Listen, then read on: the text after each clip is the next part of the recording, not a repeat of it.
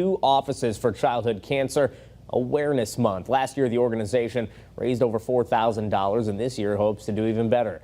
Western Mass News caught up with Samantha Jermemzik. Her son is diagnosed with a rare form of leukemia in 2022, and she says something most don't realize is how underfunded childhood cancer research and treatment is. The government is only funding about 4% of any research for childhood cancer, and to date there's only 6 actual chemotherapies that were designed specifically for children fighting cancer.